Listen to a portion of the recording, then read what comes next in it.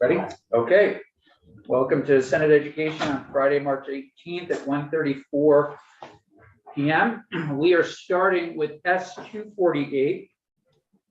Committee members will be quite familiar with it. This is an act relating to the governance of the Vermont State Colleges and the University of Vermont.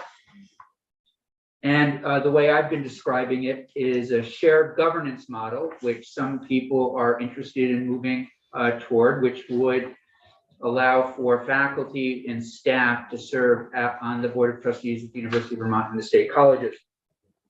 We're going to start with Linda Olsen, who's the Vice President for Higher Education for the American Federation of Teachers. Ms. Olsen, I believe this is a welcome back for you. Is that accurate? It is. Okay. It is, yes. Good to see you. Thank you. With us. Thank you for allowing me to testify. I really appreciate it. I want to say I'm sorry, go ahead. No, please, the floor is yours. Okay.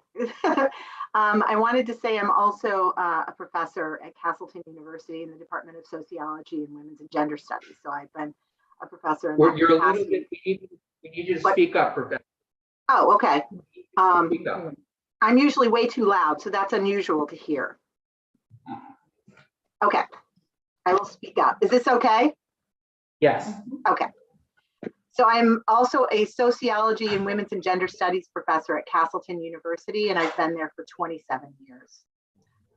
So I want to thank you for the opportunity to allow me to speak for my support for S-248. And I realize you have a full roster of administrators following me, so I will be brief.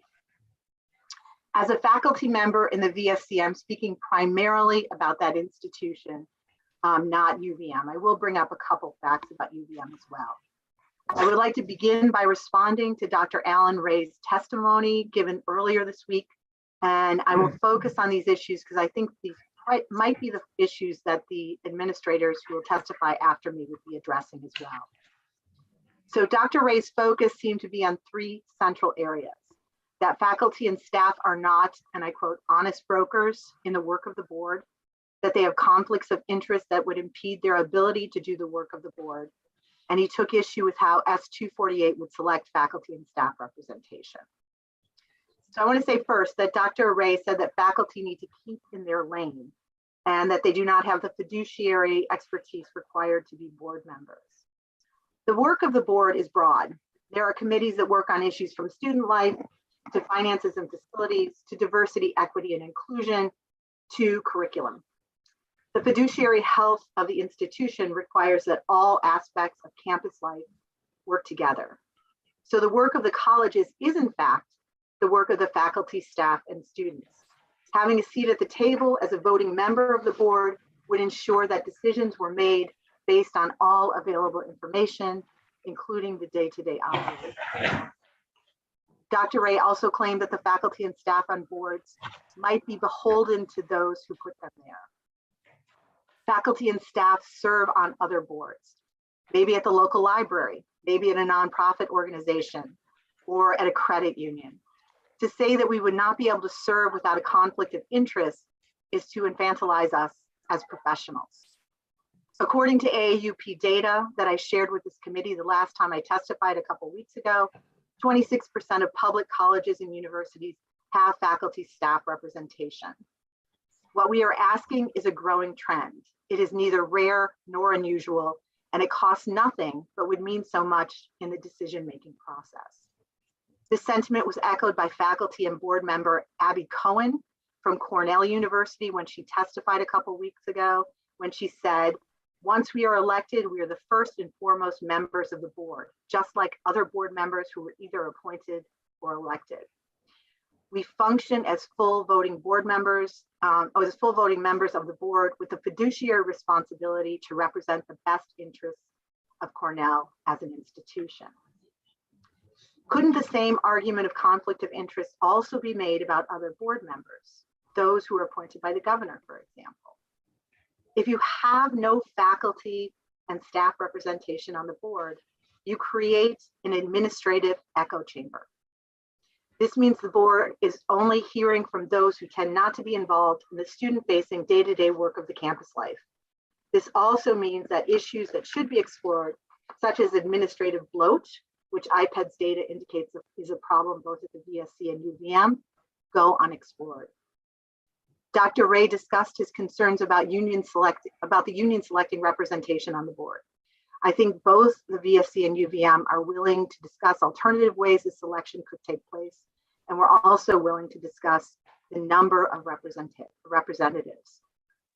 I want to conclude by making it clear to this body that the road of this transformation process for the VSC has been lengthy.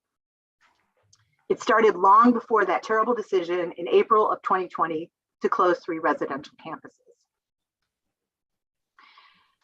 Over almost 3 decades that I've been at Castleton, we have existed in almost constant state of precarity.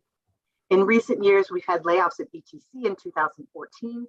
We had layoffs at Castleton in 2018, and we attempted to consolidate NVU. Before the paint was even dry in that consolidation effort, we were closing the campuses. We lost good people during this time who feared the future of their positions, so they left. Just to give you an example, NVU Johnson has half of the full-time faculty that they had in 2014. This has been especially hard for staff. Campuses have survived by increasing the workload of those of us who remain. Just to give you a couple examples. At Castleton, the custodian for the building I work in, which is the largest academic building on campus, is now expected to clean 3 buildings instead of just the 1. Our administrative assistant in the same building is doing the work that used to be done by 3 full-time staff members. We are all tired, we're demoralized, and we're frustrated. We see a lack of transparency about what this transformation will mean for our future, for our campuses, for our communities, our states, and most importantly, for our students. Giving us a seat at the table will help morale, most definitely. But we are asking for this because we want to make this transformation truly transformative. We want to play a role in creating a system that's not only sustainable, but that thrives in the future. Without our voices and expertise at the table, we fear we'll be in the same position in 5 years that we were in 2020. Thank you again for the ability and the opportunity to speak. Thank you. Thank you. I guess I have one question. You mentioned, and I'm sorry that this is happening, that the custodians now have more buildings to clean, admin assistants have more work. Generally, that's not the role of the Board of Trustees. The role of the Board of Trustees is not the day-to-day operations of an institution.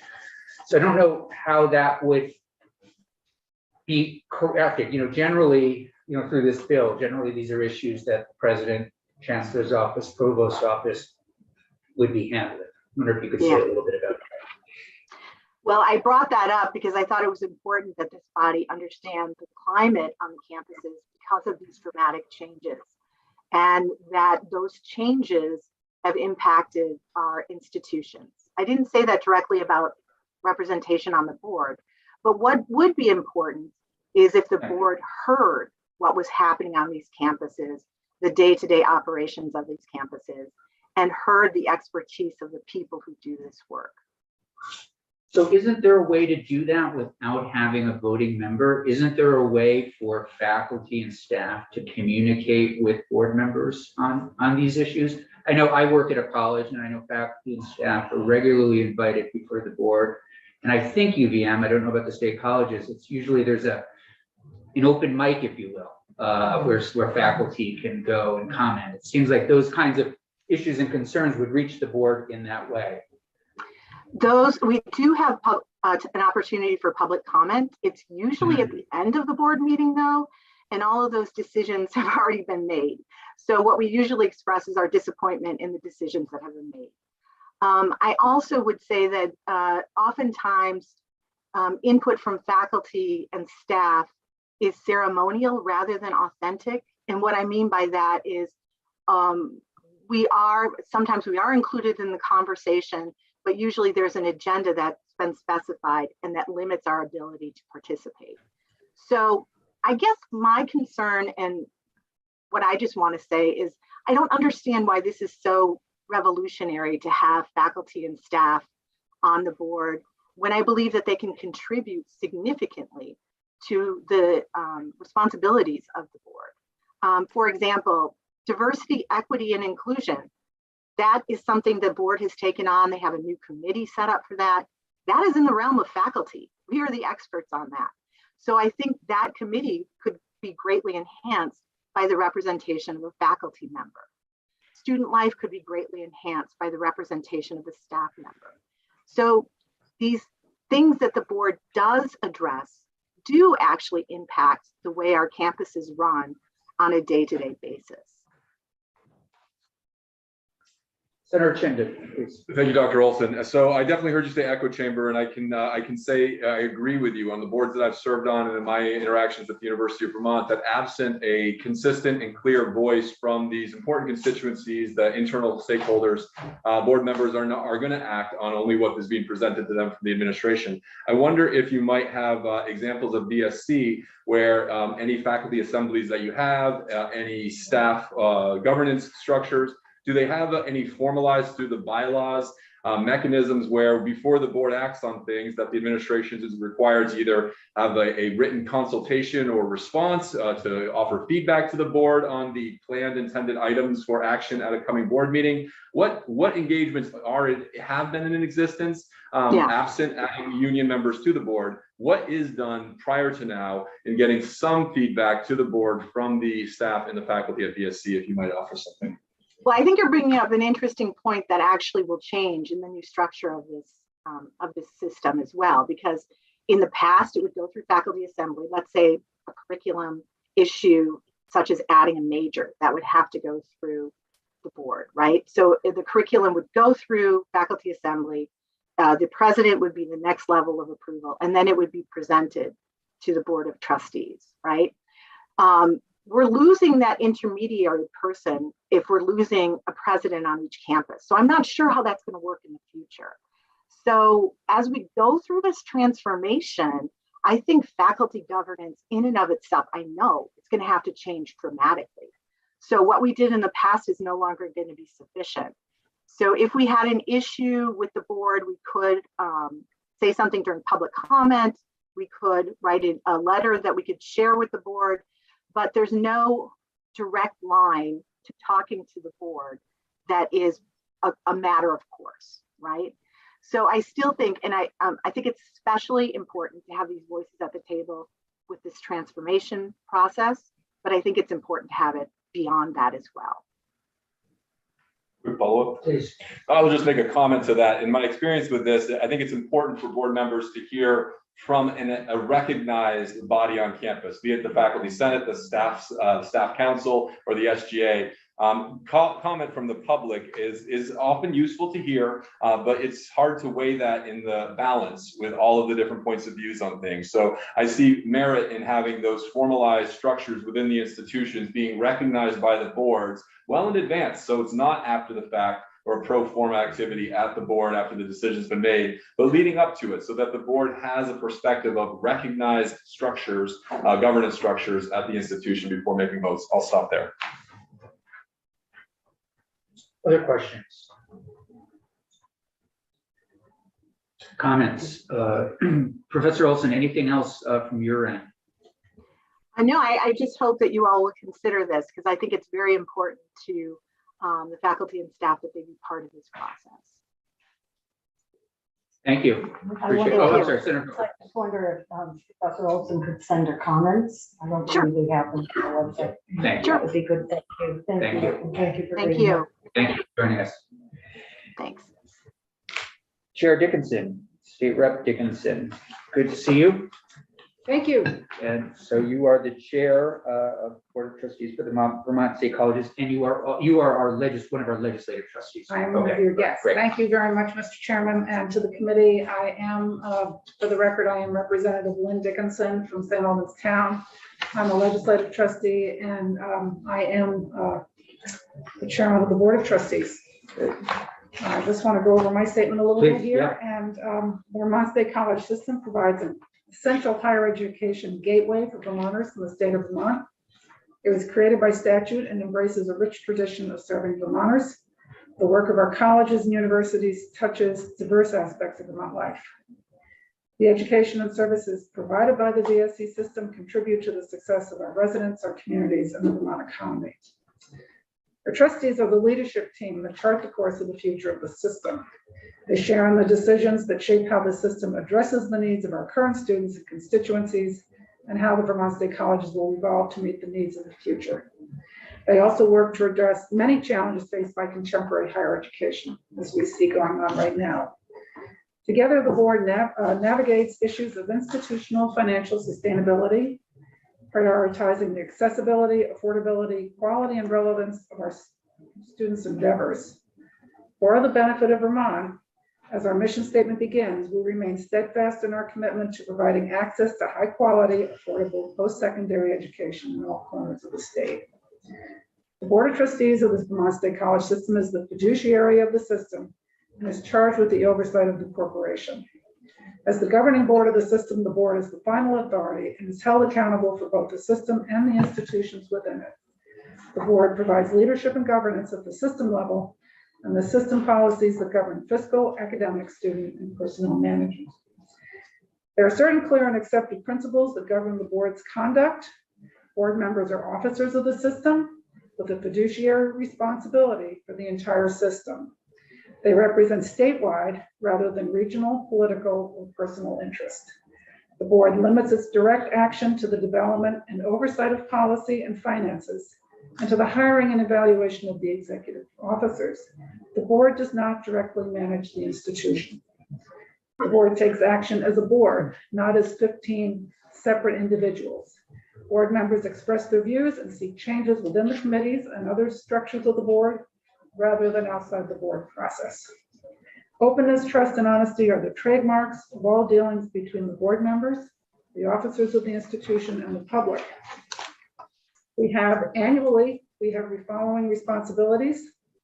We select the external auditor and review the audit reports, approval and audit of internal operating and capital budgets, establish tuition rates and fees, develop requests for state appropriations, review of existing academic programs under our Policy 101, review of program enrollment under Policy 109, election of our board officers, and we attend a Board of Trustees retreat annually.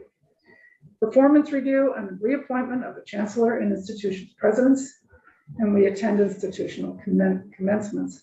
Our ongoing tasks include system-wide strategic planning, policy development, review and revision, review of system performance indicators and benchmarks, review of and action on financial and real estate transactions, review of and action on new program proposals under our Policy 102, participation in legislative activities.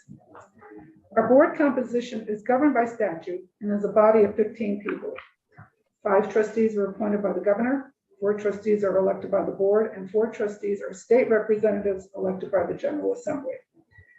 There is also 1 student trustee elected by the VSC Student Government Association.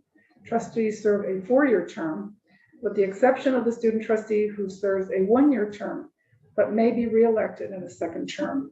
Representative Dickinson, I just asked, does the student vote? Yes, the student does vote. Okay, thank you. Yes, and we have a student who has now, for the first time that I've been there, is serving his 2nd term, which is a good thing because we are in the middle of this transformation. So there's good How does he continuity. or she get on the board? Is it students? They're elected by the Student Government Okay, I Association. apologize, I missed it. Thank you. Yeah, and it's a very active student government association. The governor is also an ex officio board member. Our current board is incredibly dynamic, filled with Vermonters who bring a fair and thoughtful approach to their leadership. We have former K-12 educators, economic development professionals, higher education professionals, healthcare professionals, business owners, people embedded in Vermont's workforce development initiatives, and more. The board represents a diversity of ages, experience, community involvement, and the vibrancy of Vermont's community, with representation from every corner of Vermont. It's a very, very good board. This is an excellent board at the moment.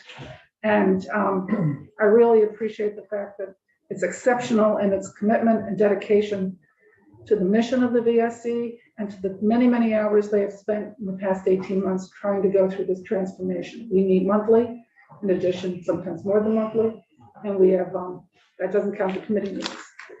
I also want to express my real personal appreciation and thanks to all of the people on the faculty, staff, and administrative teams that have gone with over and above in their hard work and efforts on behalf of all of the stuff we've done again in the past 18 months. It has been alluded to, we do have people doing a lot of hard work. They're doing way above and beyond what they would normally do. And as a board member, I speak for the board, but I also speak personally. I just really appreciate that. Everyone is really pulling the ship along. It's a remarkable experience.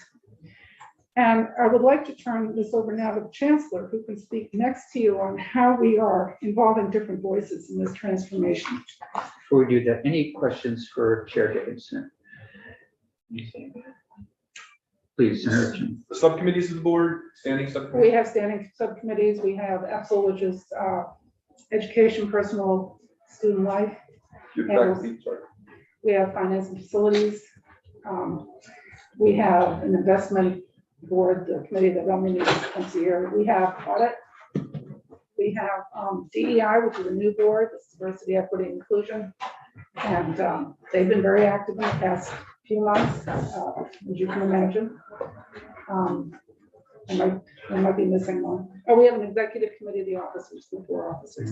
Any faculty or staff on these subcommittees of the board? No, they're not on the subcommittee, but they come and they're included in many of the things that we discussed. Actually, the DEI has had a very active role with the faculty that is involved in sort of grassroots involvement with students and with the faculty from all the different campuses. So And they I have think been that's very involved. different. Correct me if I'm wrong, Senator Chin. On you might be the wrong person to ask, but I suspect you know the answer. The UVM board, there are subcommittees and faculty and staff are on the subcommittees. So yes, but I'm looking forward to Wendy Sure. validating that. But Yeah. there are standing subcommittees that faculty do have voting member seats, if I'm not mistaken. But Okay. Okay. Yeah, Senator they're Hooker, please. involved. Just ahead. a logistical question. I know that at this time of COVID, there's been a lot of Zooming and Yeah. meetings on Zoom. Where do you typically meet? Well, we were meeting at the Chancellor's office down here on Stonecutters Way. Generally, that was where they met. Occasionally, we would meet on campuses, different campuses. Those are more for regular board meetings. And there would often be people from that campus, administrators, faculty members, students who would make presentations or would be involved and would go. Many of the faculty and people involved in the institutions met at Stonecutters Way with the board. You know, we'd have a room full They of would people and they They would would come. come. Yeah. So is there sort of a schedule for the board to be on campuses throughout the Well, year? we have been meeting by Zoom pretty much since April of 2020. Well, that's And given. we have had, I don't even think we've had one. We have a format where people can go to Stonecutters Way and be part of it with Zoom there as part of our Zoom. Mhm. People can sign up, they're given a Zoom, entry, and they have a chat thing, if they want to have some kind of input, they're allowed to sign up and we listen to them. We have had many, many, many meetings with faculty and with students and with staff, especially after the initial April announcement. We had like a 9-hour meeting with everyone you can imagine. So we've had involvement with the faculty and with the staff. And they've had other board members have been invited to other things that the faculty and staff and the students have had. I think you can actually listen to the Chancellor and go through the more formal process of what we've done, but we've done a lot of things. Yeah, no, I appreciate that. It is interesting, and we can confirm it with Ms. Koenig and her team. But if UVM has faculty and staff on these subcommittees voting, which seems like a great voice, it would be interesting to see if there's reason that the state colleges hasn't moved in that direction. And partly it could just be, hasn't been before you, you haven't. Yes, usually they're presenting something to us at those meetings. Right, but there's a difference, right, Yeah. between being on the subcommittee and presenting. Yes, Senator Chin. Just to confirm, so yes, the UVM subboard on their website, Budget, Finance, and Investment Committee is half trustees and then half faculty, staff. There's an alumni member, and there's students there as well. And the same with the Educational Policy and Institutional Resources Subcommittee. And they always meet the same weekend as the board, and they're half staff and faculty, and then half board members, and then they come to the committee as a whole. It is interesting. You have, does UVM, you know, has a voting student on it? They do too, I believe. Okay. And so do you, but no faculty or staff, even on subcommittees. Okay.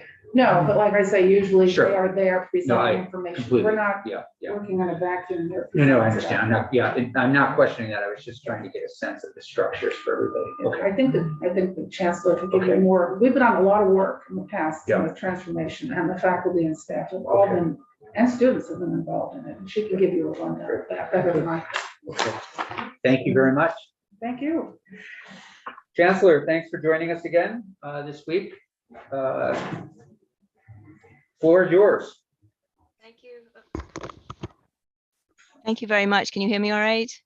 Yes, thank you. Perfect. Okay. Yeah, just quickly to answer the question that Senator Hooker just asked. Historically, the board used to meet about quarterly as a full regular board meetings, and they would go to the different campuses. As Chair Dickinson noted, typically that would involve presentations relevant to that particular campus on a specific issue before we would do board meetings, and trustees, sometimes they would stay overnight, get tours of the campus, etc. Obviously, things have been a little bit different since we've been entered Zoom world. We did schedule for this year to have 4 of, and again, as Chair Dickinson noticed, we had a lot of meetings this year, but we did plan to have 4 of our meetings on campuses. And then with the different COVID restrictions, and also for some reason, our trustees seem to keep injuring themselves. So we've had broken legs and broken wrists and things like that. So we've actually shifted back to just keeping Zoom meetings, again, to help with the accessibility. Our next in-person board meeting is scheduled for, our annual board meeting is scheduled to be at Castleton in June. So hopefully we will be able to do that in person. The other piece I just wanted to flag was, and I was planning on talking about this more at the end, but we are a system, so it's a little bit different than a single university. So one of the challenges for us is we've got that added layer in there of different presidents. So again, if we think about participation on committees historically, one of the challenges with that would be, how do you represent 5 different institutions on each committee and stuff. So I think as we move forward, as we go through this transformation and we come down to being 2 institutions, there's opportunity there to really think through about how do we build some of these things in as we move forward.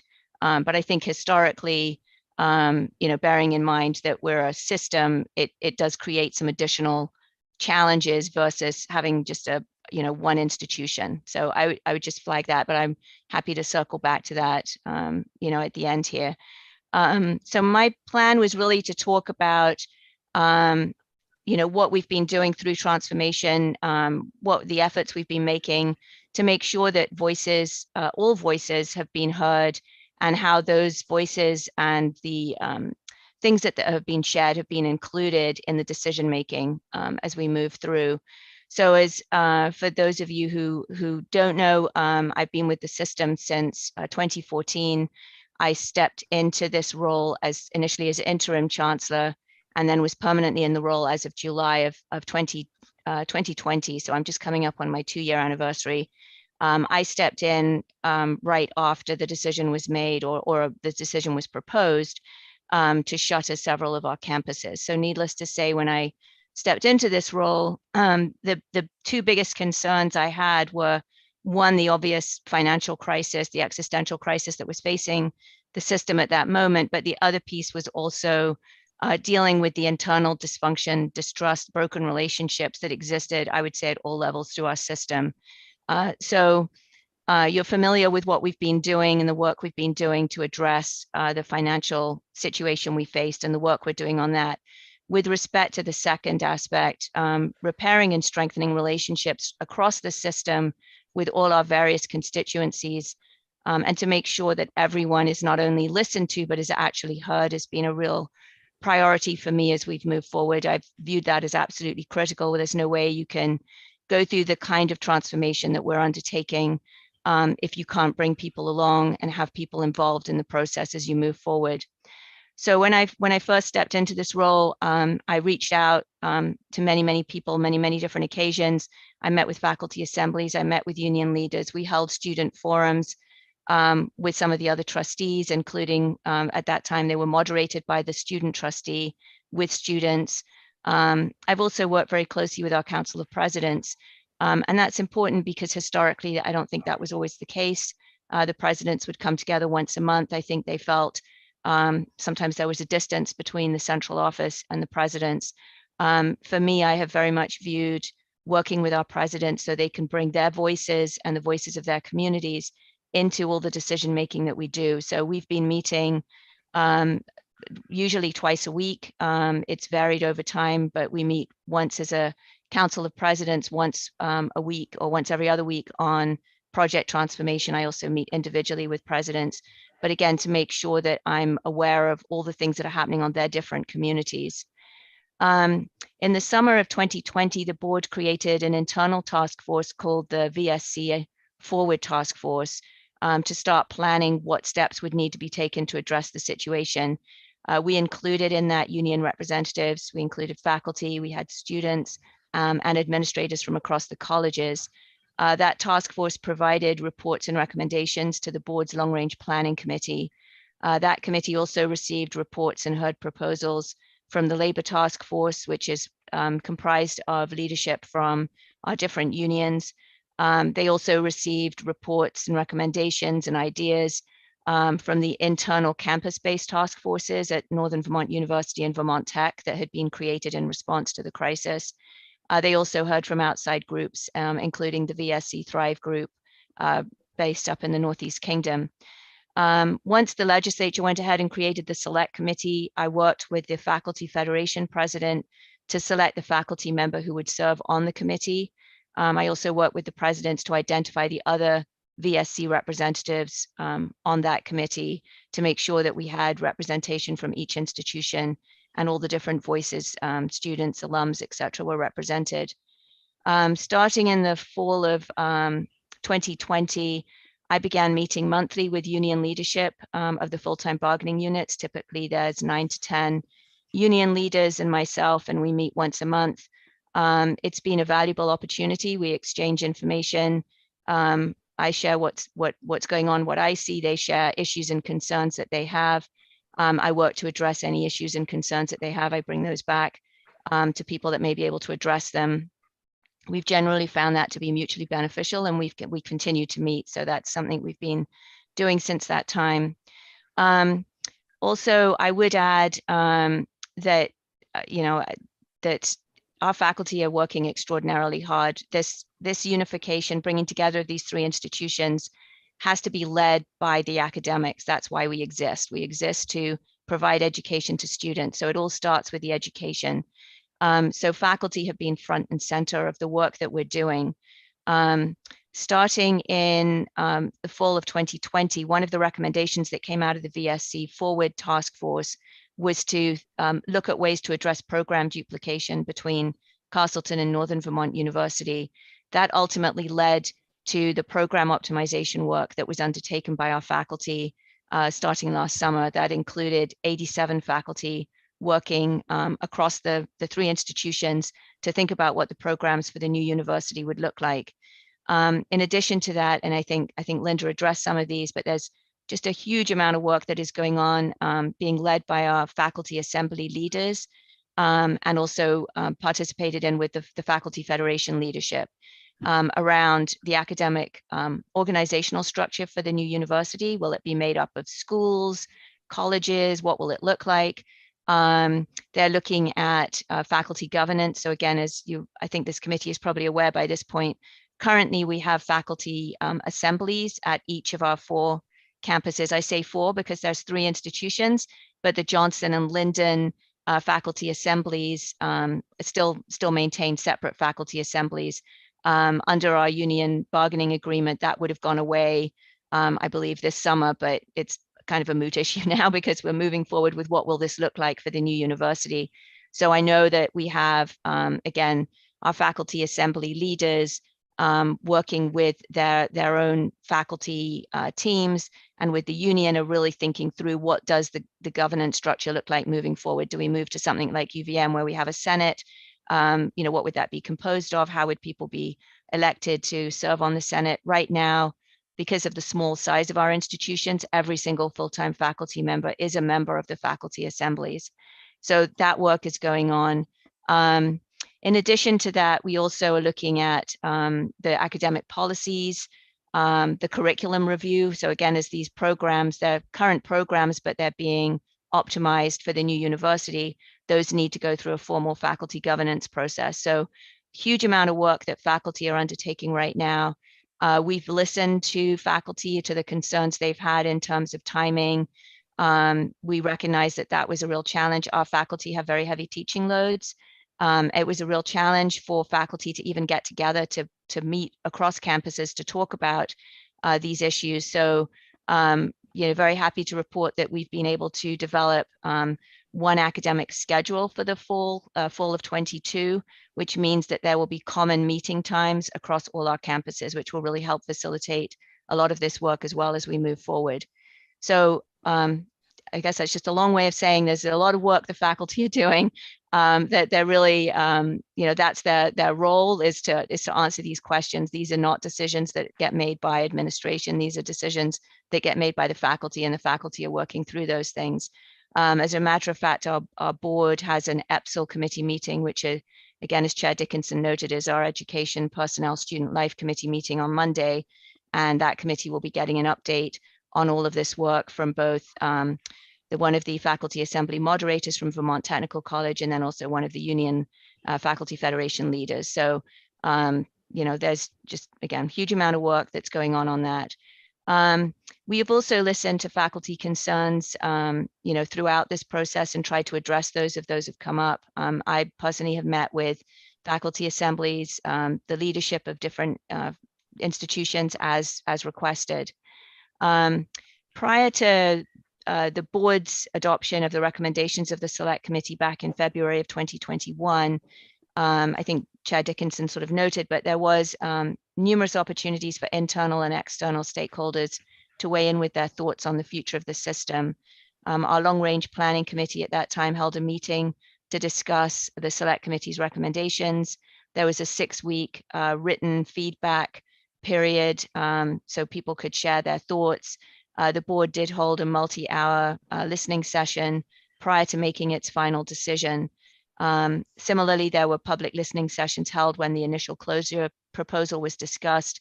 And then more recently, we also held public listening sessions regarding the name for the new university. Given the many questions that have been swirling about the proposed transformation, in April of 2021, I began issuing bi-weekly transformation updates. These were and still are, we're just coming up on our 1-year anniversary next month, on the bi-weekly transformation updates. They're emailed to every faculty member, every staff member, every student across the entire system. If I was aware of concerns or issues, then we would address those in the transformation update. So for example, based on input from students, we included transformation FAQs. So answering, why is transformation occurring? Will my campus close? Will my major be offered at the new university? Following the in-person town hall meetings that we held last fall, Chancellor, yes, we have a question. Please go ahead. Senator. I just want to make this interactive. If I could just jump in right there. Please Chancellor, do. is that great? So I would be curious, do you feel like you currently have the authority within the existing statute to form recognized subcommittees of your board to have a formal role in the decision-making process that could include faculty and staff? Like using, for example, the bylaws of your board. Do you feel empowered within your current understanding of the VSC charter that if you wanted to form the subcommittees that you'd be able to do so and have faculty and staff on them? I think it would be best to let you listen to our general counsel on those issues. I was the general counsel. I've tried very consciously to take that hat off and serve as the chancellor moving forward. So I think she would be in a better position to really answer that question. for you. But certainly, again, as Chair Dickinson noted, I mean, there is flexibility around what we do. We were aware, as everyone knows, following George Floyd's death and the pushback that's happened, that's really reverberated around the country in creating a diversity, equity, and inclusion committee. So again, there is flexibility. The long range planning committee, for example, we halted that because we realized that at the end of the day, the board is effectively functioning as the long range planning committee right now, given the transformation that we're going through. So it seemed duplicative to be holding long range planning committee meetings and then board meetings covering the same thing. So I guess my short answer would be there's flexibility, but I would prefer for our general counsel to really respond to that as well. Chancellor, I'm wondering if, and I apologize if I've missed this during past testimony, but I'm almost waiting for somebody to make the case why it's a bad idea to have faculty and staff. And I don't think anyone has come out with, making that case yet. And I'm wondering if you're going to, or if general counsel is, and if you already have, I sincerely apologize and just would ask that you would make the case. Yeah, no, I don't believe that, well, I certainly haven't personally made that. I would recommend. Because that's sort of where I think we're at right now as a committee. That's what we're really digging into. Okay. That's what's before us. All right, well, then I would be happy to turn it over to the general counsel to address that. I guess I would just like to just quickly, just because I've heard my sense is that this committee is concerned about transparency and involvement of voices in decision making. Again, I've got multiple examples I can share with you, but and perhaps now is not the time. But I mean, I just want to emphasize that we have done everything we can to really make sure people are informed. They know what's going on at the board level. Again, our board meetings are all live streamed. We share the links, we share the materials. We have a student advisory council that we work with to talk about the transformation. So we're really doing the very, very best that we can do to include as many voices. Again, we've taken this project management approach where we're really involving people on the ground. So faculty, staff, fully involved in committees, subcommittees, teams, as we think about the transformation moving forward. But I'm hearing what you're saying, and I am more than happy to pass this over to our general counsel, Patty Turley. Thank you. Ms. Turley, thanks for being with us. I think you may have been with us perhaps once before last year. Anyhow, welcome back to Senate Education. Well, thank you. You know the question that we're asking, so the floor is yours. Sure. So, let's get to that. But I do want to address a few things. Just thank you, Chair Campion and committee members for this opportunity. For the record, my name is Patty Turley. I am the general counsel to the Vermont State Colleges. So we understand and we appreciate the idea of more voices, and not just the idea, but the need for voices in this time for the Vermont State Colleges. And we believe that we have been providing many options, but that does not mean that there are not better ways or more ways to involve voices. We are interested in not only the voices of our represented faculty and staff, but our other staff or perhaps faculty who do not participate in the union, as well as community members and students. And so we're looking for to broaden the approach. We do have concerns. We think that there's an inconsistency with the basic premise of the State Employee Labor Relations Act, which exempts employees with confidential or managerial responsibilities from the union. And trustees regularly receive information and make decisions of a confidential or managerial nature. We also have, I did want to point out that the faculty governance is controlled by the faculty. I think there have been some comments that part-time faculty are not included in faculty governance. And to clarify, the participation of part-time faculty or contingent faculty is not controlled by the Board of Trustees or the administration. That is a matter for the full-time faculty to consider. Our collective bargaining agreements acknowledge that the Vermont State Colleges will recognize the role of part-time faculty or contingent faculty if and when they're permitted to participate in faculty governance. And somewhat outside of that, our CCV faculty, Community College of Vermont faculty, are all part-time professionals. They are unionized, and they have embraced that institution's tradition of roles for faculty and staff on councils and committees, such as the Academic Council, the Faculty Advisory Committee on Technology, Curriculum Committees, Diversity, Equity, and Inclusion Committee. That was a traditional role that they've had, and through the collective bargaining process, that has been recognized as well. So turning really to probably what is one of our concerns. We have a concern about the long established principle of a trustee for exercising good faith and avoiding conflicts. This comes from the duty of loyalty, which is a core legal duty for board members. It's codified somewhat in the nonprofit business code or statute, but in this case, we also have, consistent with best practices, we have a trustee and executive conflict of interest policy, which is policy 207. That defines a conflict of interest using pretty well-known standards as a significant interest known to the trustee in the outcome of any particular matter pending before the trustee.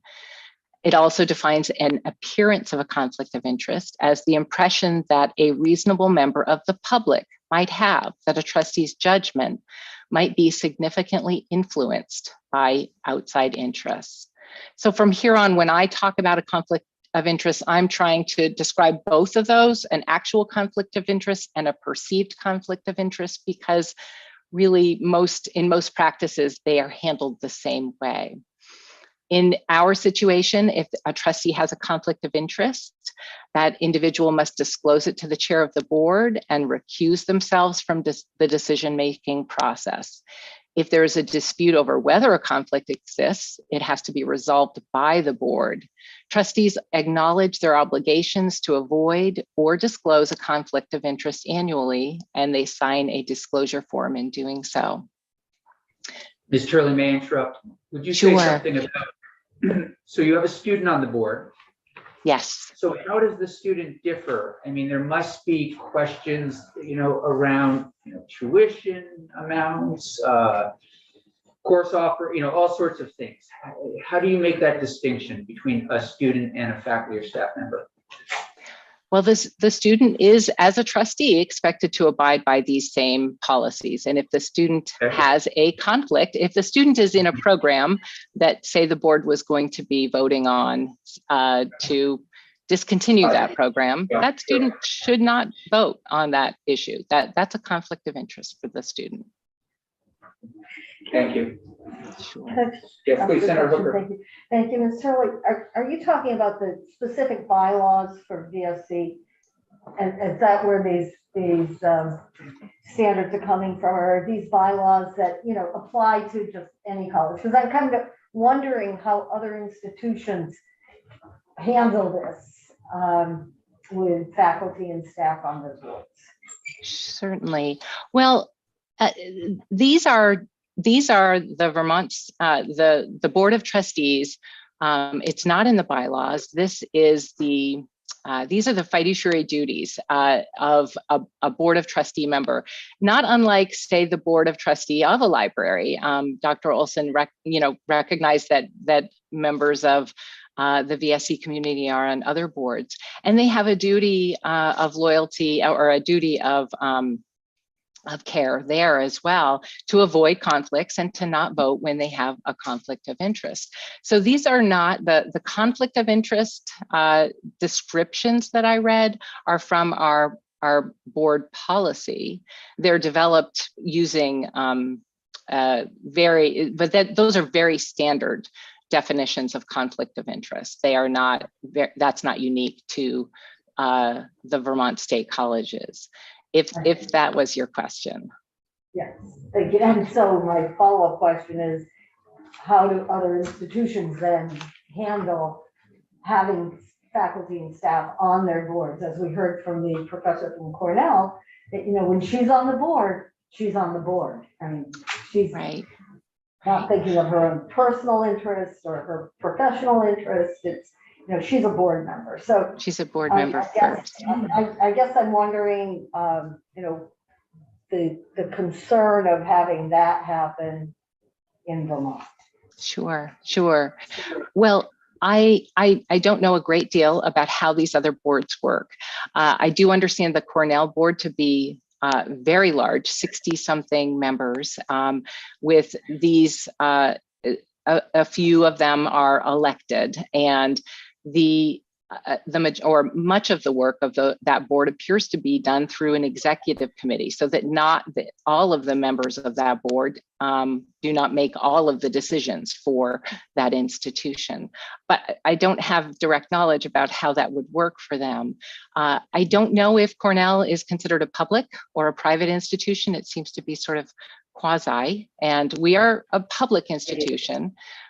So, we do have to, we have to follow the open meeting law, which we do, and that makes our meetings open to the public. That makes our agenda ahead of time open to the public. If we had a situation, so I don't know how other institutions are handling it. I don't know that there are many institutions, though, that have elected trustees who are elected by a labor union. So it's not clear to me that that's very common. I do hear that it is, that there are other ways, voting members and non-voting members to participate as trustees, but I've not heard if they're elected. And I think the election is part of our concern, if the election is part of our concern. The election as from members of a union, or the election period, if the election were open to union and non-union members of the faculty and staff, does that make a difference? Well, it might at least broaden the category of the constituency, which I think is helpful. Broader categories of constituency would help our trustees generally. But one of the concerns would be that to be elected might mean that there's an approach that you've had to campaign on almost, and that could create difficulties as the trustee is attempting to weigh that obligation to act for the system and not for those individuals who might have who have elected you. We have two more questions, and then I think we need to move to UVM. Senator Perslick and then Senator Chinden. Yeah, I wasn't clear, Ms. Dooley, if your concerns or the concerns of the BSC are union staff members or just staff member or faculty. Is it the union part of it, or just that they work for the college? I think it's that they work for the college. The conflict of interest is that they work for the college. They have a vested interest in something that this board of trustees does. The board of trustees is making certain decisions, and those trustees do not make those decisions where they have a vested interest. And I just wanted to point out that our legislative trustees run for election to be. They're elected to the board as well. Senator Chinden. So similar to that vein of thinking, I would just say I serve on a city council, and I've been a member of a board where we've not had employees serving alongside us, but academia is a different animal. And I see that it's important that faculty have voice to steward, protect, and shield the classroom, the curriculum, academic freedom from private influences or undue influence. And so that's where I think this is a valid, worthwhile conversation to have, whether it be done through statute changes or through bylaw changes. I would count or add to Senator Pertzlick's point that the governor is elected elected by the people, and he is ex officio on both of these boards. So I could see an argument where a faculty member, not from a union, but a faculty member through a faculty managed process is elected to have a seat on the board, as similar to the governor. That doesn't strike me or cause me concern, but I don't recall an answer to my question that I posed to the chancellor. And if you did answer it, my apologies. Do you feel you have the authority in existence today to compose subcommittees with voting members of faculty and staff to formally weigh in on and vote on policies that the full board would actually consider? I'll just switch first to your prior statement, because you're right. The leader of a faculty senate or a representative, might be able to serve in a representative capacity. I mean, there may be some ways there. So I did want to just reference that. So we have bylaws that do not permit anybody except a committee member to be a voting member of the committee.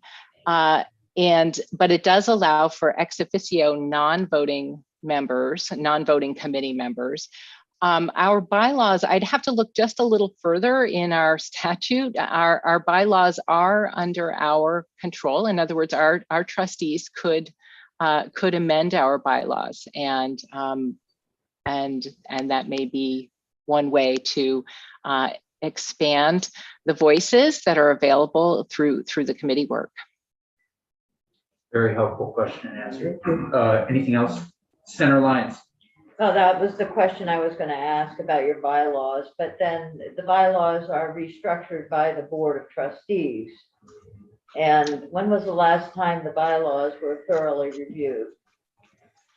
Well, we have modified them twice just in the last year and a half. We do look at them regularly. So we may need to do more changes as the Vermont State University starts to operate. If there's any ways that the trustees need to, something might need to change there. But we do look at them thoroughly. They're operating very well. We are abiding by our bylaws, and our bylaws, although under the control of the trustees to make changes, they still would need to be consistent with our statute. Center lines. So remind us, how many boards of trustees are there for the VSC? We have one board of trustee. And so that board oversees multiple colleges. And does it make any sense to consider having representatives from each of the other institutions, and then whether or not then that allows for folks to recuse themselves when a specific decision is being made about the curriculum on their own campus? Is there any, I'm just trying to think creatively about how to avoid the conflict of interest issue at the same time allowing for additional voices. Right. Well, the conflict of interest issue is a unique challenge. If we have additional folks from our different institutions that are on the board of trustees, they all have that inherent conflict, at least at times. I mean, there are certainly, choosing an auditor, that there's unlikely to be a conflict, but there are other aspects of the board's responsibilities where there would be an inherent conflict. And if we have many of them, then what we end up with is a board that would become less functional. The quorum of the way the quorum works, you count all your trustees, even those who have been recused. So in our current situation, we have 15 trustees, 14 of whom are regularly participating. And so we have a quorum of 8. If we have 3 or 4 of them who are unable to vote on a matter, the quorum still remains 8. It doesn't reduce because you don't subtract for those who aren't able to. So I don't know that the board is the place for, I think that there are other ways to make sure that these voices get heard, perhaps at the committee level, and perhaps in all the other ways that Chancellor Zadatny has. She's embraced being able to communicate more regularly, hear from folks more regularly, and we always want to do that even more. So I just don't. I think if you add more folks to the board of trustee, to the board that have conflicts or potential conflicts, it's going to be complicated simply to process who can and can't vote on which issues, and that doesn't sound like the functioning board, certainly that we have now. Thank you, Ms. Turley. We really appreciate you coming. We're going to shift now to the University of Vermont. And I also want to announce to those who are here, we just have a maximum of 10 folks that can be in the room. So we have 3 outside, I'm afraid, if you guys don't mind doing a switcheroo with the 3 people who are coming in. One of you may be able to stay, I'm not sure. Thank you. Listen, we have 7, and then we've got, right. How did you know there were people out? How did you know they were out there in the hall? They've been listening. That's why you're not here. As long as you have 11. You know, Josh, have a we question good? too. Okay. Are we good? Thank you. Well, how long do you want me to wait Oh, well. on responses before I send You it? could go around and tell them there's an email. Mr. Howard, we have Now. room for one more if you. Yeah, but, you know, on their own committee. Okay. Get Ruth and Ann on one committee. Ms. Paulson, welcome. Check your email. Go look at the email. Hello, how are you? I'm good. Email Good, from and me. Ms. Koenig as well. Are you going to be testifying as well, Ms. Koenig? Or I'm gonna help answer questions. Okay. Jimmy. We do have Frank Coffey. And I see Mr. Coffey up there. Don't think we've had the opportunity to meet, but I know Senator Bray, my chair in the afternoon, really enjoyed overlapping with you on the board when he was a trustee. So nice to see you, Mr. Coffey. Let's see, Ms. Paulson, you know what's before us. Yes, I do. Bill that would add faculty and staff to the UVM board, and we would love to hear your thoughts. I'm really, first of all, thank you for inviting us to come and We talk had with no you. choice, but thank you. No, we are thrilled to have you here. We really are. So I'm the university's general counsel, you probably know, and I work directly with the board as well as with the administration. And what I'd like to do in light of the pending legislation, I thought it might be helpful to explain how the UVM board currently operates, particularly in light of the motivations that I understand are behind the Senate bill, which I understand can be put in 2 boxes of ensuring a voice at the table for faculty and staff, and ensuring transparency and communication between faculty and staff and the board of trustees, so that everybody knows what's going on. That'd be very helpful. So that's what I'd like to address.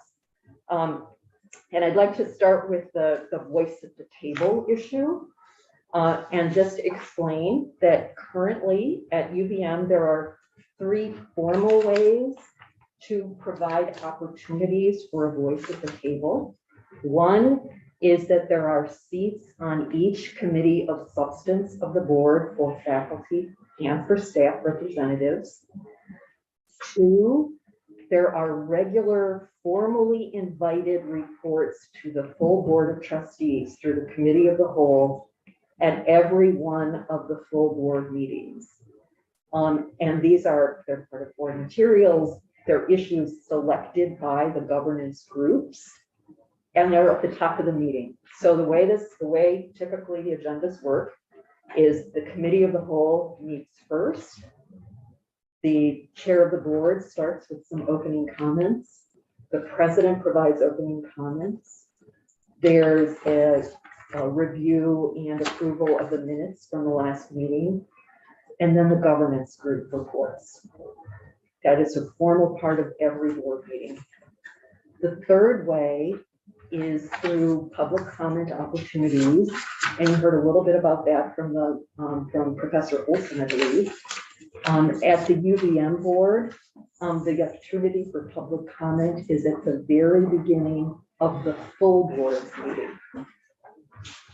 So those are the 3 formal ways to provide voice at the table. But what I'd like to do is to get a little bit more into the meat, because I know this is such an important issue. And that might be helpful to talk a little bit about the structure and workings of the UVM board. First of all, operationally, the board's responsibilities at UVM mirror the responsibilities described by the chair of the board for the Vermont State Colleges. But the process and the organizational structure differ. And so that's what I'd like to talk about a little bit. At the UVM board, the substantive work of the board is done through committees. The committees receive reports. The committees discuss the content of the reports and discuss the issues that are of import and at hand. The committees vote on resolutions, and then they present their findings and their recommendations to the full board. There are 4 standing committees of substance at UVM. One is the Budget, Finance, and Investment Committee. Another is the Educational Policy and Institutional Resources Committee. A third is the Audit Committee. And the 4th is the Executive Committee. The Executive Committee is the committee of chairs of the other committees, and that is simply an ability for the board to discuss, to transact necessary business that comes up in between the regular full board meetings. Primarily what that is approving contracts that rise to a level because of either the length of the contract or the amount of money at stake that it requires board approval. Primarily what that does. But on each of those 4 committees, there are representatives of faculty and representatives of staff. On the How big are the committees generally? So I can tell you Okay. each. The 2 main committees, the 2 main workhorse committees are the Budget, Finance, and Investment Committee and the Educational Policy Committee. These committees meet in conjunction during each of the 3 full board meetings during the year. The Budget, Finance, and Investments Committee has 10 trustees on it. It has 2 faculty representatives and it has 2 staff representatives. The Educational Policy Committee has 14 trustees on it. Because it's dealing with educational policy issues and diversity issues and academic building issues, that committee has 3 faculty representatives because the board has determined that they want greater faculty, even greater faculty voice there. So that has 3. Senator Pershing. And they're voting, those faculty and staff members? These are non-voting, only trustees vote, but they are full representatives. Senator, They sit at the table with everybody else. so I recall. They not only sit at the table, they sit where they want at the With the table. board. So it's not that the board members on one side of this table and the representatives are on the other side. They're all mingled. They sit where they want. And they do sit all over the table on both of those committees.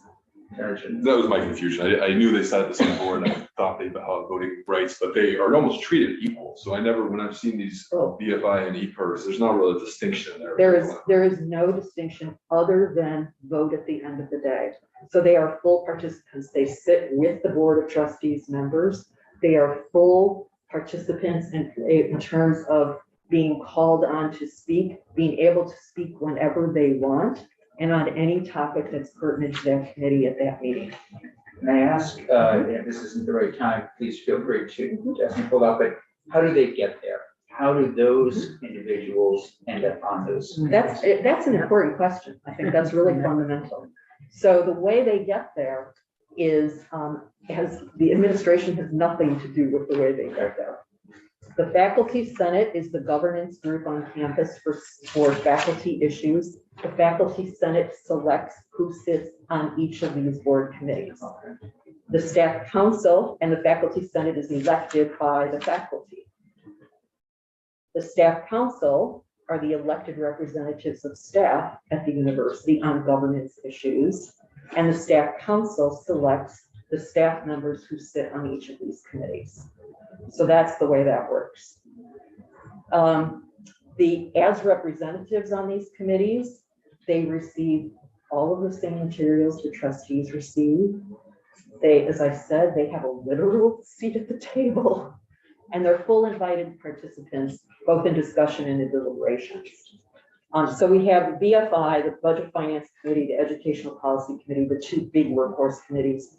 The Audit Committee is an extremely important committee. That meets 4 times a year separately. That is a smaller committee, so there are 7 trustees on that committee.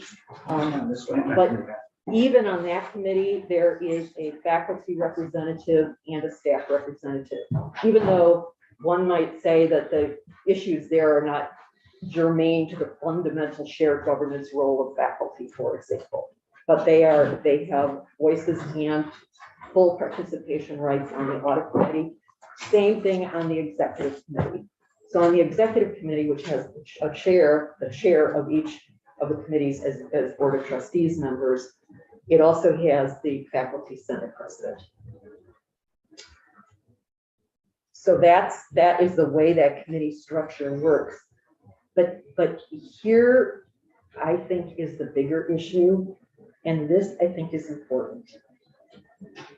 As representatives of faculty and as representatives of staff, their specific articulated role is to bring faculty voices to the board and to the board's work, and to bring staff voices to the board and to the board's work in all discussions and in the consideration of all resolutions. Remember, it's important to remember that the substantive work of the UVM board is done through these committees.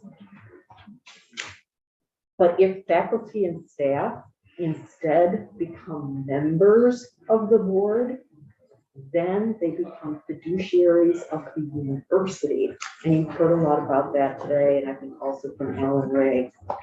As fiduciaries of the university, their legal duty is to the university as a whole, and explicitly not to any particular shareholder group. Not to vote for any particular in alignment with the interests of a particular shareholder group, and not to reflect the beliefs of the particular shareholder group. So as trustees, they represent the university only, not the faculty, not the staff.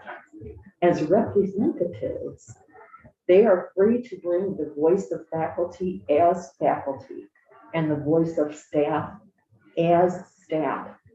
And that's what the board welcomes and emphasizes the importance of and listens to. And that gives them the freedom to really produce and put forward the voice of the faculty as faculty, the voice of the staff as staff, freely and uninhibited by any potential conflicts of interest that would otherwise exist because they can't represent stakeholder groups. Senator Chittenden, you have a question? I don't mean to jump in. Go ahead. So I generally am of the same opinion of you that I think UVM board governance functions, and this is from 10+ years involved in the faculty senate, a lot of what you described there.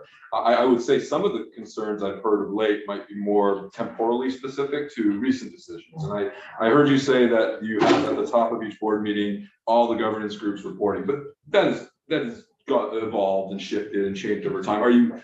Do you think that there's anything of late, or are you making any slight adjustments so as to make sure to address and make sure that all the constituent groups are heard at every single board meeting, so that they have time with the board members at the top of the meeting, so that you're hearing from the faculty senate, this SGA, and not just like one at one meeting and then others at the others? Because I think where a lot of this is not necessarily from board actions, but from administrative actions. Like I could go down a list of recent things that I think have flared up, so to speak, the concerns about how decisions are being made at the university. But in my humble opinion, as both I'm wearing many hats here as a university employee and then over here, is that a lot of things have been corrected through the mechanisms that are in place, through faculty voice, through the faculty senate, and so on. But I'd be curious if you'd speak about small tweaks you've made or evolutions or changes over time as to how you're addressing some of the transparency and communication concerns. I am happy to. So I think what Senator Chittenden is referring to is, for a couple meetings, there was here's the way it typically works. So at the top of the committee of the whole meeting, each committee of the whole meeting, each governance group is invited to submit a report. That has not changed. They are invited to submit a written report to the board on any topic or topics of their choosing. That written report becomes a part of the official board materials. It's distributed to every trustee in advance of the board. It's posted on the internet. And it's available to all faculty and to all staff across the university and anybody else, because of course it's on the internet. So that's all available. What was happening is, and there were also oral reports, an opportunity for an oral report. And as is the natural proclivity, I think, of most of us, we submit a written report, and then we have time for an oral presentation, and it's just a rehash of the written report, which our board is very good about digesting well in advance all of the board materials. So there was concern that this wasn't, in fact, either adding value or producing a conversation of substance back and forth between the board members and the governance leaders. And so what we tried a couple of years ago at the board chair's recommendation is, let's have them do their governance leader reports on topics that they want, submitted in advance and distributed to all trustees. But then let's set a topic, in conjunction with the chair of the board and the president, based on issues of interest and import to the board, and set that topic for discussion with the board, so that there's an opportunity for the board to engage with the governance leaders on topics of interest. And that's what happened. And so to promote more talk time with the board, then the governance groups were divided, so they each had an oral opportunity for that give and take at one of the 3 board meetings each year. So that was tried for a while. Now, what the board chair and the president will decide to do at the next meeting, I don't know. Certainly, I think I know that the president meets regularly with the leadership of the faculty senate and meets regularly with the leadership of staff council. And so that's certainly something we can revisit if that seems not to be producing the kind of give and take that the governance leaders want, because this is governance leader time. It's explicitly governance. And just to follow on that, who made the decision, who makes the decision as to which topic would be brought up at the board? So in the oral presentation. In the oral presentations. So there's an invitation for a topic. The invitation comes from the board chair. Honestly, despite those invitations, the governance leaders have not always abided by that invited topic, and that's fine. That has not been a problem. So I guess just to follow up on that, Shannon, and I really appreciate you being here and answering these questions. Do you feel like any of the push, you talked about some of the impetuses, motives for this, do you feel like any of this might be from some of those changes, and that we're course correcting, and that can you speak to anything that you might be like doing slight adjustments in order to make sure that these voices feel heard? I don't think that had anything to do with that. You don't think so? No, have not heard. The faculty senate leadership is, as you know, not shrinking violets. We don't want them to be. And I attend those leadership group meetings as well. They freely speak their mind. We've got good discussions back and forth. And if they had concerns about that, they would raise those concerns. So I don't think that one little portion of the oral report to the board has anything to do with anything, honestly. Senator Purcell. You told us how many faculty members were on the committees, but I don't know, I might have missed it. What's the total number? Are they 2 of 20, 2 of 10?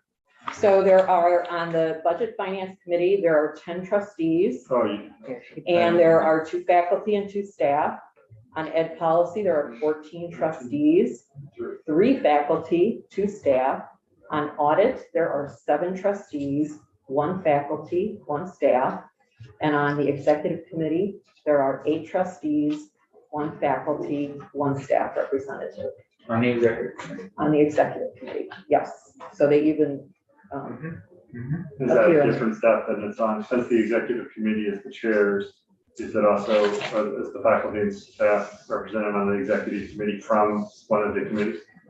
Or not they are, necessarily? no. So on the executive committee, it is typically the faculty senate president and the staff council president who sit on that committee. That must have been hard when there was chitting and. It was. I don't know how we did it. I want, give all, I was just say, so see, if I get this right, it seems like your concerns are 2. One, you're saying it's not needed because we're doing these things. We have them on the boards, faculty and staff are on the subcommittees. And 2, if they were given a vote, you're concerned about conflict of interest. Is that, if I was to put it into a brief, those are the 2 concerns? Those are the concerns, and it's not just conflict of interest. It's really this power of the faculty sitting at the table explicitly with the role of bringing the faculty voice. That's explicit. That is why they are sitting there. When they're sitting at the table as a trustee, they are explicitly sitting as a fiduciary of the university. Right. But couldn't that just be spelled out, that you're not there representing the It faculty? you're would, voting? but then I go back to what's the purpose? Because the board is working pretty well right now. Frank Coffey can talk a little bit more about that. I think he's our longest standing trustee. Then what's the reason? The reason I understand is because we need faculty voice at the board. Making them a trustee does not give you faculty voice at the board. Having them as representatives on the workforce committees, that gives you faculty voice at the board. So I'm wearing a lot of different hats. I really want like a UVM hat, a UA hat. Okay, I just want to say, Wendy has a pin. as somebody that's had 10 different hats at UVM going back 25, 30 years now, I don't necessarily share your same perspective that there aren't more concerns of late. And I think some of those concerns are why we're here talking about this bill, is that I have many constituents, and I'm going to put my state senator hat on, is that I have many constituents that are just concerned about how the child care center was closed, about how the initial plans to reorganize the academic structures of the university were rolled out, the 5% pay cut across the board that was then rescinded, and more recently the masking policy that I'm hearing wasn't necessarily as engaged or consulted with the faculty. My counter argument that supports yours is I think the structures in place are correcting it. I think the faculty senate has a voice, and if they have spoken up on these because they aren't shrieking pilots. But I would make one statement representing as a state senator that I think it's worth the board's attention to look at how you are incorporating faculty and staff feedback to address some of these concerns about not being just heard, but instead being consulted and being really incorporated into the decision-making process. So that's my one comment from the feedback I'm hearing, that I think UVM, and we're always looking to improve. There are things that we could do to make sure that everybody feels like they're having a voice. Yes, so I think there are absolutely, I don't know of any organization that doesn't have room for improvement. That said, some of the issues you're talking about are operational issues. They're not board issues. And so there's a different place to go for that. We're talking here about board issues, and to change the composition of the board, if we have concerns that some faculty are raising about operational issues, is a solution in search of a problem. Senator Question and point. The point is there's a big difference between a vote and a voice. I think that's a reason behind the bill. And 2, similar to Chinden's question on the BSC board, did you feel that the UVM would have the ability to make changes, for example, give faculty, staff members on the subcommittees votes without making them full trustees? You have the authority to make that change if you wanted to. I'm not saying you want to, or I don't have the authority to make that change. No. I think that they changed their bylaw to allow a vote. I think again, I go to solution in search of a problem, because right now there is no voice from those representatives that does not have a full opportunity to be heard. And at the end of the day, that if they're all heard, they're heard up to the very second that a vote is taken.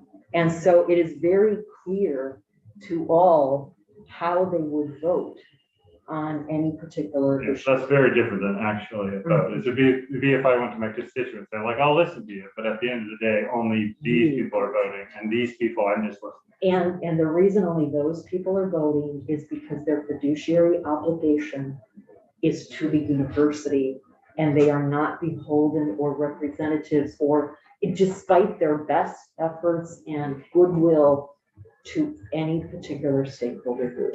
That's the difference. I want to be respectful to Mr. Coffey, who's been with us for a while, and I'm wondering if there's a way, Senator Lyons, do you mind if we just get No, Mr. Coffey brought that's into fine. this conversation, Yeah, and then fine. we'll have maybe another 10 minutes? Mr. Coffey, does that work for you, Ms. Paulson? Yes, and I'm happy to talk when you want Sure. about communication and transparency. Great, thank you. Mr. Coffey, we're sorry we're getting to you a little late. We're grateful that you're here. Are you the chair of the board right now? I'm not. I'm a member of the board and chair of the governance committee. Okay.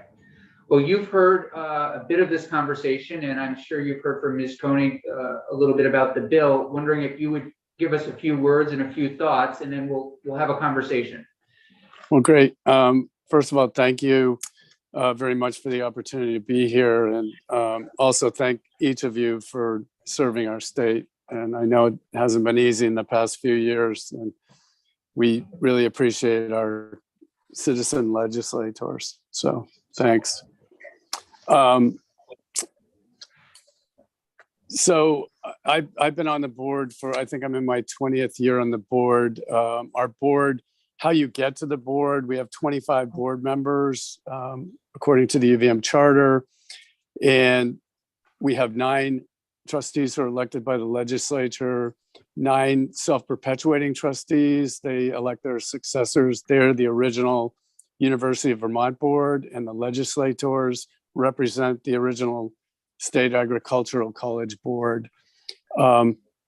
We have 3 trustees who are appointed by the governor and 2 students who are elected by a independent corporation that is selected by the Student Government Association. I can go back to that in a few minutes. And then the governor and the president of the university are ex officio.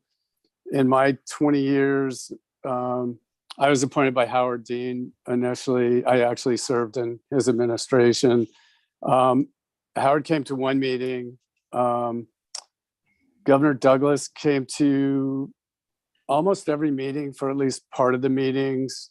Governor Shumlin came once in a while. Governor Scott comes once in a while. Normally, their schedules are so busy that they usually come for the ceremonial portions of the meetings, meeting with like commencement or activities like that. So UVM was chartered in 1791, and the Vermont Agricultural College was chartered in 1864. They came together as the University of Vermont and State Agricultural College in 1865, with variations on composition then. And the charter was amended in 1955 to add the gubernatorially appointed trustees. So they had legislative trustees, and then the University of Vermont board were the core of the representation. UVM was seeking more certainty in appropriations. Like, we weren't getting a lot of appropriations, but we needed some appropriations. So that's how the governance was changed at that point. And the 3 additional public members were added. So those were 3 gubernatorial appointees. So today we have 12 public members. So I'm a public member, I'm gubernatorially appointed, and we have 9 legislative trustees, then 9 self-perpetuating trustees, and then 2 students and the president and the governor. deeper dives that we've looked at governance related to composition of the board in the past 50 years.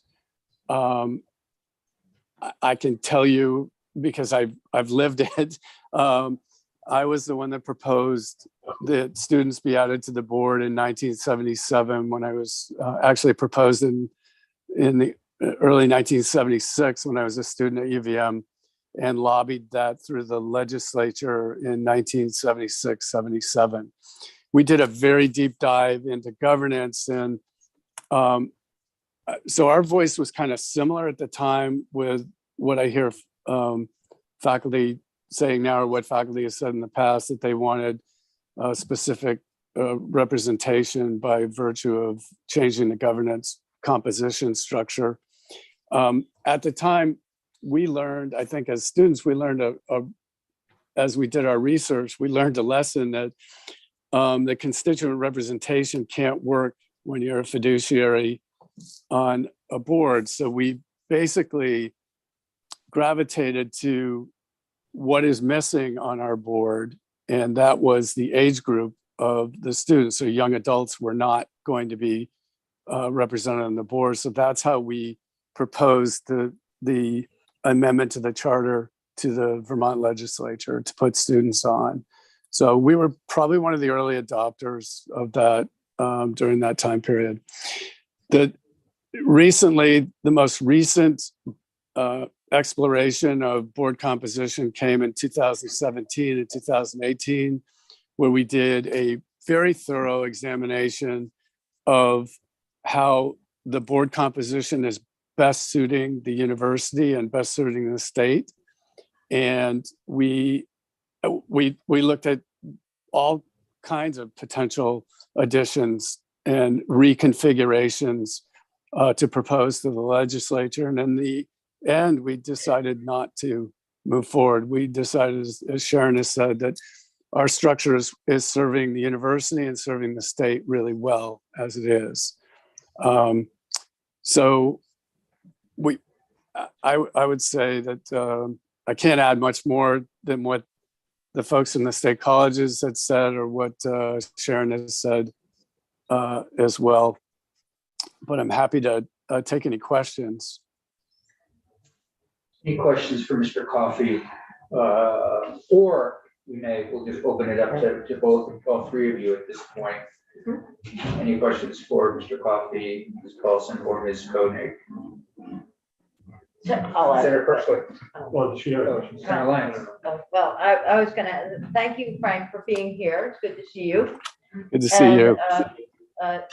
So as you're talking about the value of students on the board, and then we're thinking about the value of faculty giving input.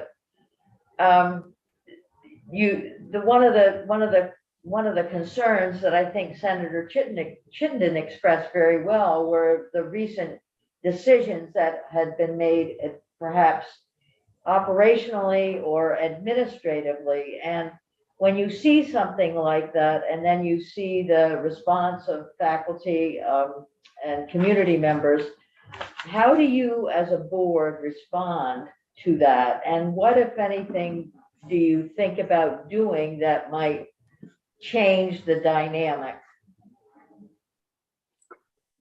That's a great question, Senator Lyons. Thank you. I think we listen really attentively. I can tell you that in the end, we have to act in the best interest of the university, but we're not. I think at least the members that are here in Vermont, the 12 public members that are here in Vermont, listen very, very carefully to what goes on in our state, and are very accessible and in touch with the entire university community. So I think when you have 12 public members, I think you'll find that our opinions sometimes reflect the same opinions that the faculty has on a lot of things. The entities that we as trustees, I think, listen most closely to are the students, alumni, faculty, and staff, because we work with the administration. They're proposing budgets and policies and running the operations, but we want to hear directly from, and we do solicit and actively listen to all the members of the university community really carefully, that we try to. Now, granted, the pandemic has been really difficult for all of us. Hopefully we'll get back to more in-person meetings when it's safe to do that. Senator Persley. Yeah, Ms. Paulson, now, as general counsel, I have a question for you. Like, we have these examples of other colleges and universities that do have staff, faculty on as voting members and then therefore fiduciary members. If you were to change jobs, magically become general counsel at one of these universities, would your counsel be to stop doing that? That there's something wrong fundamentally by having My a board? counsel would be that when someone is sitting as a trustee, as a board member, their fiduciary duty is to the organization as a whole and not to a stakeholder, either in their votes or in their voices. That would be my counsel. I have looked at the New England Public University boards, and none of them include staff and none include faculty as voting members. So that's I'm our looking at- UMass's, So University of Rhode Island. UMass, URI, UMaine, UConn, UNH, the SUNY system. You good? Yeah. Okay, Senator Chinton. So I want to say that I agree that this is not a solution to that problem, but I don't see this as a solution in the search of a problem. I do see the problem, as you eloquently stated, some operational decisions have inspired this conversation, but I don't think governance and changing the board is going to address that. I think what's going to address it is what the board is doing. And what the board is doing is hearing from people, hearing from senators, hearing from constituents, the community at large, when things occur that they don't necessarily agree with. And I would just encourage you, though, to continue to do what you're doing. I would love for the BSC to look at the bylaws of UVM with the subcommittees. I see opportunity there to synchronize across the institutions. I mean, I feel like we, in a way, we have a model, I think, for the state, for the state colleges to work toward personally that what UVM is doing. so it might be helpful to hear a little bit about the board's communication and transparency processes. Yeah, Just, yeah, no, I mean, I just also, we have more witnesses Okay. waiting, not on this issue, but, I mean, we do. How long will it take? 1 minute. Can we cut that in half? Cut that in All minutes are open Okay, in please, go ahead. spaces to accommodate Yeah. visitors. Agendas, materials, meeting minutes are posted online, but most importantly, notices of agendas and board materials go out in advance of every meeting to every single faculty member and every single staff member. And that's in addition to having the representative staff. So I have a really basic question. Please. As an ex officio member, does the president get to vote? Yes, as does the governor. As does. Thank you. So where I'm sitting, I mean, one of the most interesting things that first of all, thank you. It was incredibly helpful. Many thanks to everybody who was here. Your point about when a faculty member gets on the board and how it really, you need to leave the faculty piece behind and you become this, your fiduciary responsibilities to the board, it does in a way kind of, in my opinion, close out the faculty, the sort of the goal of getting the faculty voice on the board, faculty voice. Right. So that I think is a point well taken from where I'm sitting. I think the other big takeaway for me is where UVM is right now compared to the state colleges. And I do think it would be great to see the state colleges move more in the direction. And maybe if you're all open to that, working with the state colleges a little bit and just giving them information, et cetera. Absolutely. I mean, we're happy to partner with Yeah. the state colleges and them with us on all sorts of issues, both I know Sophie. Yeah, sure. Yes, Sure. yes, absolutely. And the timing of that for the chancellor and others, I recognize that they're going through a transformation. And as they're going through it, I'm sure these kinds of questions are on their mind around how to do better, if you will, as it relates to governance. Seems like the perfect time, actually. Yeah, To address to be thinking about these things. Any other questions for anyone that's been with us today? Ms. Koenig, any comments? You? Everybody expressed their views very well. Yes, Tom. Mr. Chairman, if you could accommodate, given your busy schedule, some brief comments, I can certainly provide some. Oh, that's right. You did email. I think what we're going to wait, if that's okay. That's right. All right. Thank you. I appreciate that. Until we continue the topic next week. Okay. Thank you. Thank you. Thank you. We'll leave it Thank you. there. Thanks. Good to see all of you. Nice to meet you. Been a long Yeah. time. So let's come back at 3:25 and we will